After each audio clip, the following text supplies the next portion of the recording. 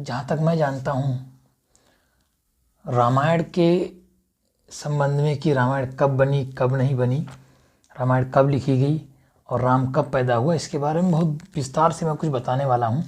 मेरे पास ऐसा कुछ प्रूफ है जो ये साबित करेगा कि रामायण की उत्पत्ति भगवान बुद्ध के पश्चात हुई। अर्थात मतलब जब भगवान बुद्ध पैदा हुए उसके बाद में राम पैदा हुए, और भगवान बुद्ध पैदा हुए थे सन 600 ईसा पूर्व में। 600 ईसा पूर्व का मतलब है कि यहाँ से लगभग 2700-2600 साल पहले, या हम 600 ईसा पूर्व 2600 साल पहले, हाँ ये हो गया, यही कालक्रम में जाकर के बैठता है।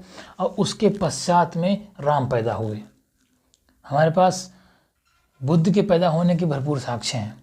उसके बाद में चंद्रगुप्त मौर्य आता है, सम्राट अशोक आते हैं, बिंबिसार है, ये सब आते हैं। और बुद्ध के समकालीन भी कुछ राजा होते हैं जैसे कि चंद्रप्रद्योत, बिंबिसार, अजातशत्रु, उदयन, धनानंद तो कुछ बाद में आता है, लेकिन चंद्रप्रद्योत अवंती का शासक होता है, अंग का शासक ब्रह्मदत्त होता है। ये सब अशोक से बहुत पहले आ जाते हैं भगवान बुद्ध के समय। लेकिन यहाँ पर पॉइंट ये आता है कि फिर राम के उत्पन्न होने का क्या प्रूफ है। दरअसल मैं बात कर रहा हूँ इस रामायण की।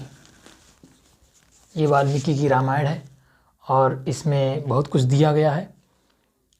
पॉइंट क्या है, मैंने इस पॉइंट को अलग से लिखा है, मैंने फ़ोटो खींच के मैं आपको दिखा रहा हूँ स्क्रीन पे, आप उसको देखिए।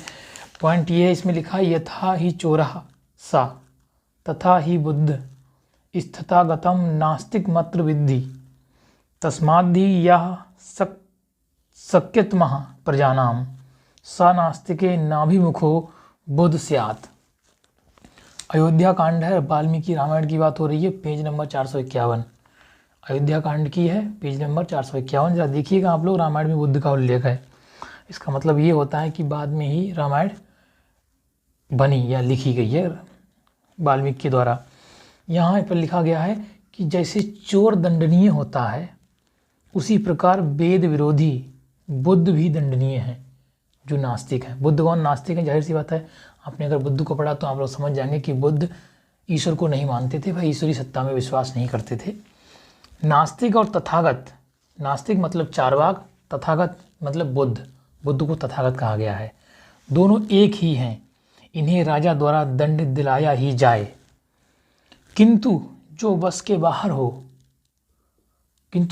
बाहर हो उससे कोई भी ब्राह्मण उन्मुख रहे, अर्थात उससे वार्तालाप ना करे। तो अगर रामायण में बुद्ध के बारे में लिखा गया है तो जाहिर सी बात है कि बुद्ध पहले पैदा हो गए और रामायण बाद में लिखी गई। ये बात एकदम क्लियर और सटीक बैठती है।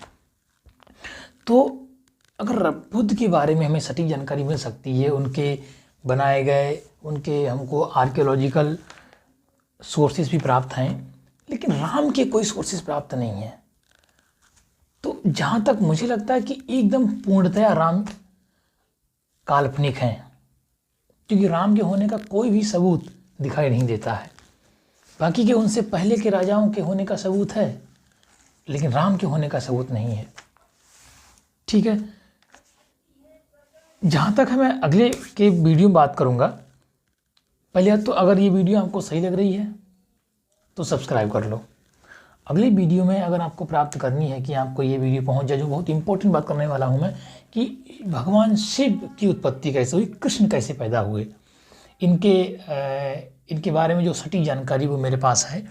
और कुछ ऐसे सोर्सेज हैं जिनके बारे में आपसे बात करूँगा कि उन देवताओं की उत्पत्ति कहाँ से हुई और कैसे हुई, इस बारे में हम लोग बात करेंगे। तो चलिए ठीक है, हम लोग बात करेंगे आगे। जब तक के लिए नमस्कार, धन्यवाद।